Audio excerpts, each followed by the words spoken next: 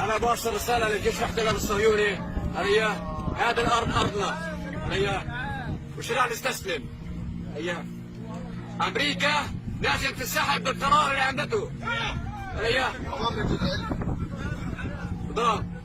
اهم شيء احنا جايين هنا بنوصل رساله للجيش الاحتلال الصهيوني ان الشعب الفلسطيني الشعب الجبارين.